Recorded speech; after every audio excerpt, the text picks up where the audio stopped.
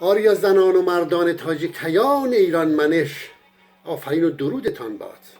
امروز مهرشید روز 30 اپریل 8576 کیانی برابر با 2017 ترسایی و 11 اردیبهشت ماه 1396 خورشیدی که من تاریخ رو هر بامگاه از روی کانال تلگرام مهرآفرینان آریامند به راهبری دوست گرانقدرم پرند سخن سراینده توانا میبینم که بجاست نام نیکی هم از ایشون بر زبان بیاوریم.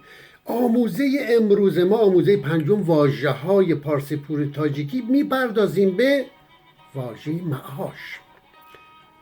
معاش شوربختان همه تاجیکان سرزمین سپند تاجیکستان، از کارگر تا کارفرما، از کارمند ارتشی و فرهنگی، مردم و دولت تاجیکستان به درآمد ماه یا ماهانه یا روزانه و سالانه خود معاش میگویند. واژه معاش درست بمانند واژه ولایت برای دولت و مردم تاجیکستان که از دیدگاه مهرآفرین امروز چشم و چراغ بیش از 250 میلیون فارسیگو در سراسر جهان است، این گفتار واژه معاش برای این دولت و مردم بی‌ذیل و ناشایسته است. معاش در فرهنگ‌های گوناگون یا در فرهنگی که میگم فرهنگ لغتنامه یا واژه‌نامه هست.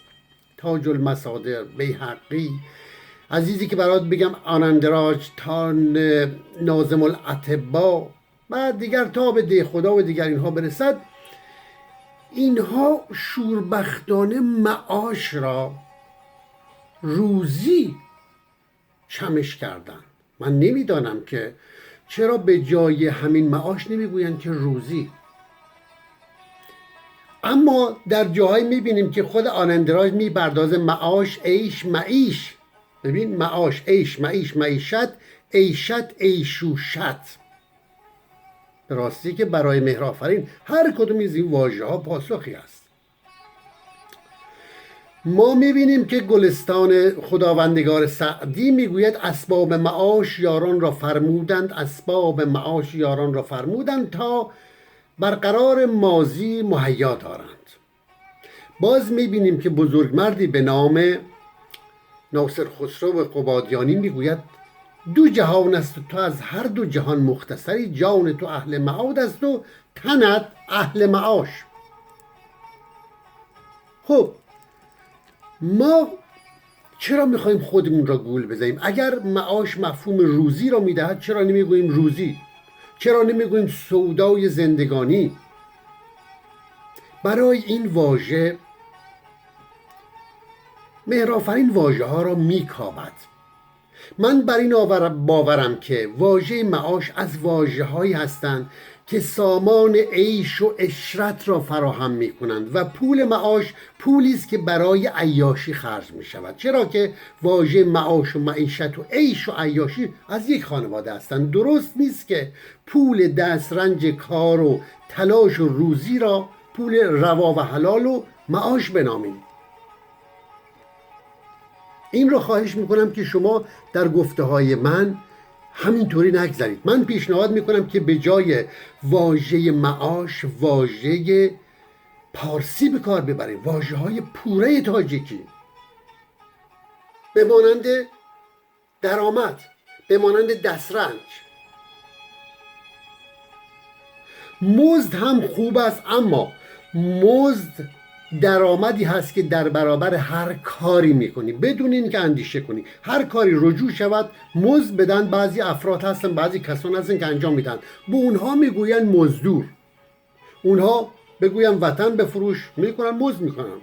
بگوین که دانش رو خیانت کن، بگوین که پارسی رو از آن اون بگو، واژه تاجیک رو از آن تازی بدان. اینها رو بهشون میگن مزد و مزدور. واژه زیبایی نیست. من واژه مهرآفرینانه‌ای به جای معاش دارم به نام واژه فرهود و هده. هود، و در آینده ما میپردازیم به این. پس واژه معاش عیش، عشرت، عیاشی، اینا از یک خانواده هستند.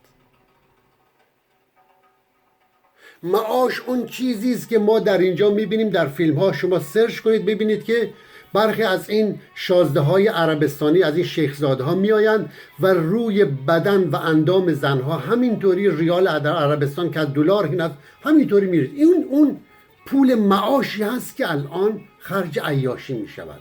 اما 1.5 میلیون تاجیکیان فرزندان آزاد مردی که برای تنخواه خودشان، درآمد خودشان رنج میبرند و نان روا برای خانوادهشون میبرن، اون معاش نیست، اون فرهود است از دیدگاه مهرآفرین. به هر روی در آینده میپردازیم چرا من واژه فرهود را پیشنهاد کردم، گرچه واژه‌های کیانی دیگر داریم، واژه‌های پورای پارسی، تنخواه، درآمد و روزی. به هر روی امیدوارم که این واژه را هم، این بخش هم برایتان بر روی یک تلنگری به سهش تاجیکانه شما باشد. ما با واداست که تاجیکی بیاندیشیم، تاجیکی گفتار کنیم و تاجیکی و تاجیکانه بپردازیم به سازندگی. تا برنامه دیگر که میپردازیم به واژه فرهود، شما را به عشا و مهر میسپارم. پدران و مادران هر جا که هستید آفتاب زندگیتان برکشیده باد. عشق بر شما باد. بدرود.